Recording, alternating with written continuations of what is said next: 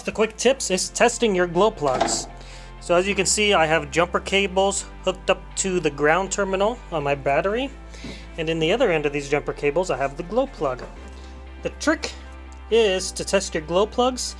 You touch that part, the positive electrode of the glow plug, to the positive terminal, while the ground runs through the jumper cables to the ground on the batteries. Don't over test these. 5 seconds is more than plenty. Now, 1 1000, 1 1000, 2 1000, 3 1000. That's enough. If they glow, they work. And to follow up on that trick, always put them inside a metal can. They're very hot. Plastic cans will melt. Don't know this from experience, just using logic here. Quick tip number 2 on a couple glow plugs that came out extremely tough. Do my best here, but you can see the farther one has good threads on it. The peaks are nice. If you look at the closer one, you'll see they'll round it off.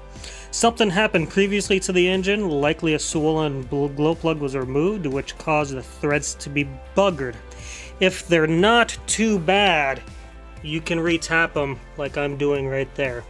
Now, I'm sure some of you might argue that a crescent wrench isn't the preferred tool, but for me, I think it is, because I can easily get on and off the end while rotating the tap into the head. Now, mind you, this only works if they're slightly buggered. Also, I'm probably going to vacuum it out, make sure you don't get any shavings into the pre-combustion chamber. Now, the trick here is you need a M10 by 1 tap. That is a M10 by 1. That is the thread pitch on the glow plugs. M10 by 1. Sometimes you pull a glow plug out and it looks like this. Notice how the end's really shiny? That likely means the rest of it's inside your pre-combustion chamber. Reading on the forums, many years, I have lots of people that run into that. Easiest is typically to pull your injector out. You can see I have the injector out right there. And you need a 30mm socket. I prefer 6-sided sockets, they're a lot more reliable. So next I'll go in there with a scope and see what I can find. The next trick comes courteous of Jeff Kress. Hook your air compressor up to the glow plug port and you put air to her till that stupid tip pops out. Sure enough, it did pop out. I'm going to recover it. Make sure all large pieces are accounted for and move on to the next one. Now, it doesn't fit together like a piece of porcelain, but it is the correct length, and it does fit together comfortable enough that I can safely presume that all the pieces are accounted for. Maybe a few shavings got in there, but what most people say is this engine will just chew it out up and spit it out the exhaust. Now, one thing to keep in mind when you reinstall your injector and when you pull it out, make sure that copper washer is accounted for right there on the end. That washer, or gasket as I call it, is crucial and needs to be put back in there. It will blow out likely if you use the air compressor method. Sometimes if you have a glow plug that breaks off right at the neck like that, the tip can get lodged where the shoulder meets the head, right past the threads there.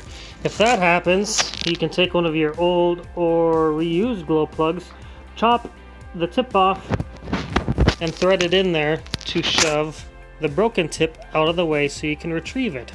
In this situation, I use some rare earth magnets taped to a plastic rod in order to retrieve the tip and other debris that fell in there, because that thing completely fell apart.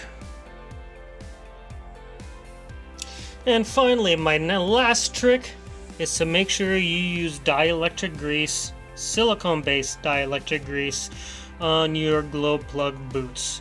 Now, there's several reasons for it. The first is the grease will help protect your glow plugs from moisture and corrosion. The dielectric helps improve connectivity, and the silicone helps keep the rubber that makes up the outside of the boot soft and usable. Thank you very much for watching. I hope you enjoyed this video and found it useful and helpful. I'll provide links to any parts or tools that I used down in the description. If you have any questions or comments, feel free to leave them in the comments section, and don't forget to hit that subscribe button. That way you'll stay up to date on all the latest videos that we're coming up with. Fixes, tips, and tricks for your M998 or Humvee.